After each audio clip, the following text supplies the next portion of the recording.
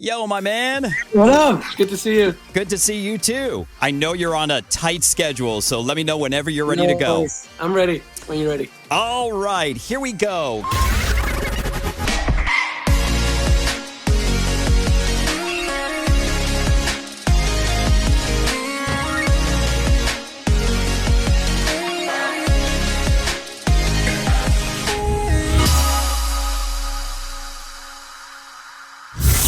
Martin Garrix, it is great seeing you again. Welcome back to America's Dance 30. Good to see you. Before we chat all about your new smash, Told You So with Jax, congratulations on not only being named #1 DJ in the world, but for the 5th time tying Armin van Buuren's record. That is so incredible. It's very crazy, very surreal. I'm in that list with all the people that I look up to, and it inspired me to make electronic music, so it feels very surreal. Now, when you were a kid making animals in your bedroom, did you even dream of being named the #1 DJ, let alone 5 times? Definitely not.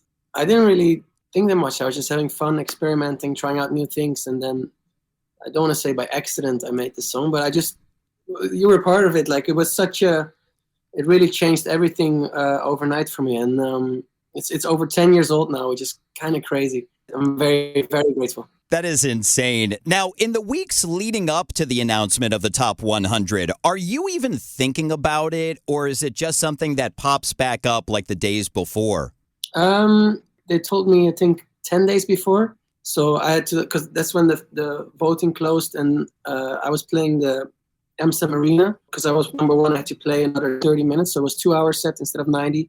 So just for preparation-wise, and also for the magazine itself, for the interview, all that stuff, they tell you in advance. But leading up to it, I was just busy with the summer tour, with the residencies in Ibiza, Vegas, and most importantly, focusing on new music. And who was the first person you texted to celebrate being named the #1 DJ in the world?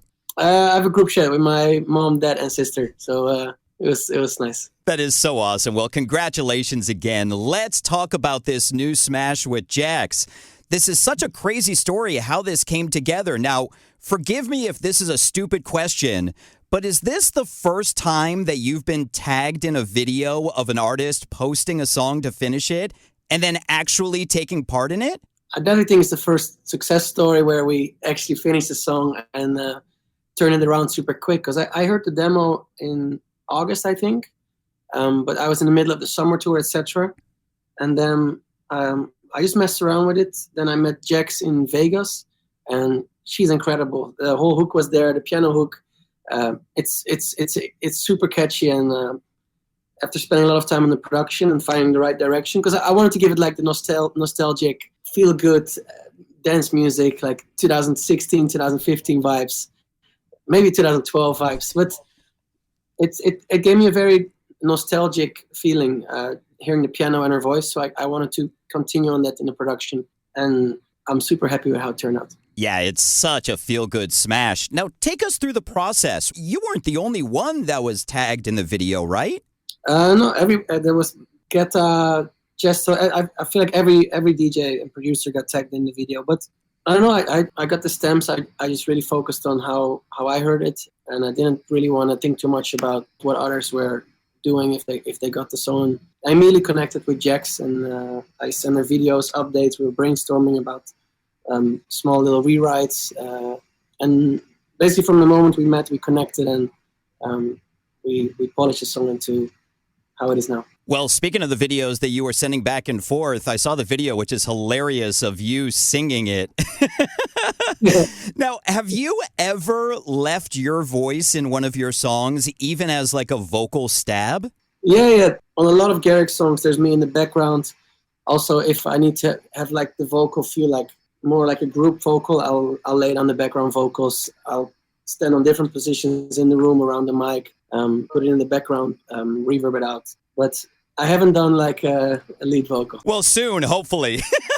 One day. One day. Now, I saw where you said that this was one of your favorite songs that you've ever worked on. What was it about it? Just the whole process. I think I spent more than 170 hours on the production, and that sounds like a crazy amount of time, and it is a crazy amount of time, but it felt effortless at the same time because the whole process was so fun.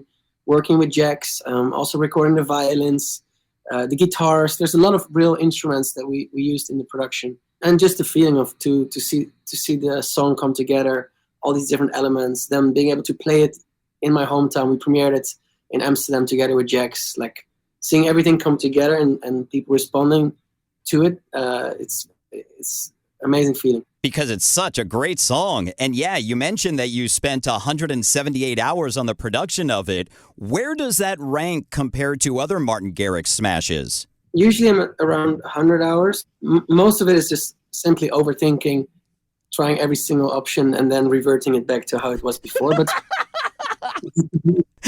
no, it's, for me, like sometimes it goes super quick. Sometimes it takes a lot longer. And I work a lot with placeholder sounds because I don't want to lose the momentum of putting down the blueprint and like the rough structure. And then I'll dial in on the low end, on the bass. How does it communicate with the kick? Then like I use like a contact library for my strings. Okay, I love how the strings sound. I'm gonna get it played by a real string arranger. So there's all these different steps that come into the process, and it's exciting. It's like you're sculpting and detail by detail you're tackling things. Well, speaking of the process, something I love to find out, which we've talked about before, is how many different versions there are of a song from when you start working on it, all the tweaking that goes on to when you finally put it out. Do you remember what the final V was of Told You So? I have my production laptop here. I can find it now.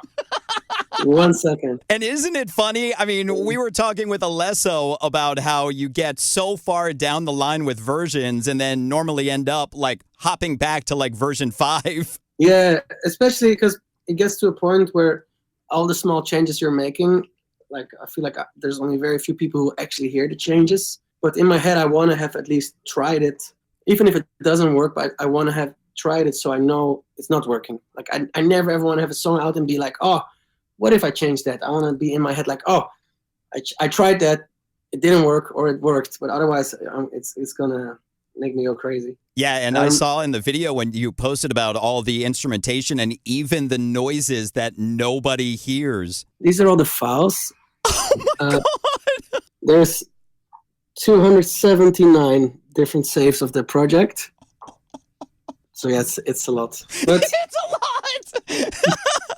Well, congratulations. It is such a smash. Not only congratulations to you, but congratulations to Jax. Martin Garrix, it is great seeing you again. Thank you for your time with us on America's Dance 30. Lots of love. Good to see you.